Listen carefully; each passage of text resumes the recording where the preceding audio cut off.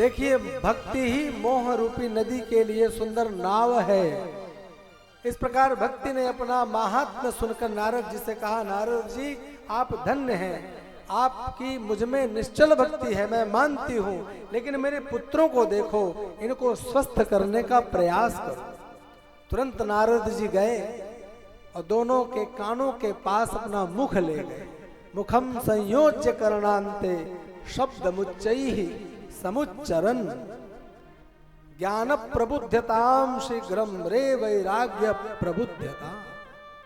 नारद जी ने वेदांत घोष, गीता का पाठ, अनेक उपनिषदों का पाठ किया, लेकिन उन पाठों को करने से थोड़ी देर के लिए ज्ञान वैराग्य में सामर्थ्य आती, जैसे ही पाठ बंद होता शीघ्र लेट जाते। नारद जी ने देखा कि मैं इनका कष्ट कैसे दूर करूं, यह युवावस्था में कैसे आएंगे। विचार करने लगे। जब प्रयत्न करने से भी सफलता नहीं मिली तो चिंता हुई। सोचने लगे अब मुझे क्या करना चाहिए। उसी समय आकाशवाणी हुई। आकाशवाणी ने कहा, नारद सत्कर्म सत्कर्म, खेद मत करो, तुम्हारा उद्योग निस्संदेह सफल होगा, इसके लिए तुम्हें सत्कर्म करना पड़ेगा। सत्कर्मणि कृते तस्मिन् सनिद्रा वृद्धता नयोः गमिष्यति क्षणाद् भक्तिः सर्वतः प्रसरिष्यति। सत्कर्म करो, कहाँ करूं, कौन मुझे सत्कर्म का विषय, सत्कर्म के बारे में बताएगा। तो आकाशवाणी ने कहा, सत्कर्म के विषय में कोई संत बताएंगे, महापुरुष बताएंगे, जाओ संतों के पास। नारद जी ने आकाशवाणी सुनी और आज नारद जी महाराज उन चारों कुमारों के पास बद्रिका आश्रम में कहते हैं, उसी कष्ट से दुखी होकर के मैं आज यहाँ भ्रमण करने जा रहा हूं। जाऊंगा, तपस्या करूंगा बद्रिका आश्रम में और पता करूंगा सत्कर्म क्या है। वही सत्कर्म करूंगा जिसके फलीभूत भक्ति के दोनों पुत्र स्वस्थ हो जाएंगे। चारों कुमारों ने कहा कि नारद तुम्हें कहीं जाने की आवश्यकता नहीं है, हाँ हम बताते हैं सत्कर्म क्या है। सत्कर्म सूचको नूनौ ज्ञान यज्ञ स्मृतो बुधई। पंडितों ने ज्ञान यज्ञ को ही सबसे बड़ा सत्कर्म कहा है।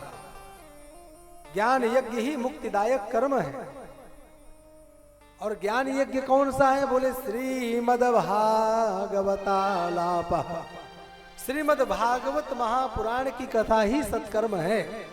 इससे बढ़ करके और दूसरा कोई सत्कर्म नहीं हो सकता है। और यह जो श्रीमद् भागवत रूपी जो सत्कर्म है, यह क्या है तुम्हें मालूम है? यह समस्त रसों का रस है, रसों का आलय है।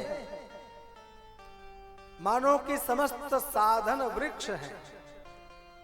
जैसे आम का वृक्ष होता है तो आम के एक एक डाली में, एक एक वृक्ष में, शाखा में रस ही रस भरा होता है। परंतु क्या डाली को काट कर खाने से आम का स्वाद मिलता है? कभी पत्ते खाने से आम का स्वाद मिल सकता है? नहीं मिल सकता है। लेकिन उसी आम का सर्वस्व रस एक आम के फल के रूप में जब आता है, उसको खाने से जिस आनंद की अनुभूति होती है, उसी प्रकार आपने वेद, वेदांत, गीता पाठ रूपी उस आम के वृक्ष की शाखा, लता, पत्रों को खाया है, इसलिए आपको रस नहीं मिला है। उन समस्त साधनों का, उन समस्त शास्त्रों का जो रस है, जो सार है, वह फल के रूप में ही भागवत है। आप जब तक उस सत्कर्म को प्राप्त नहीं करोगे, तब तक आपके ज्ञान और वैराग्य स्वस्थ नहीं हो सकते। आम्रलाग्रम रसस्तिष्ठन् नास्ते न स्वाद्यते। जैसे गौ माता के दूध के कण कण में नवनीत भरा होता है, मक्खन भरा होता है, घृत भरा होता है, लेकिन उस घी को, नवनीत को प्राप्त करने के लिए दूध को जमाया जाता है, दही बनाया जाता है, फिर उसका मंथन किया जाता है। इसी प्रकार जब आप श्रीमद् भागवत महापुराण रूपी इस साधन में जाओगे, मंथन करोगे, इससे निकलने वाले जो घृत रूप में, नवनीत रूप में चरित्र हैं, उनको सुनोगे, उससे ही इन ज्ञान वैराग्य का उद्धार होगा, ये स्वस्थ हो जाएंगे।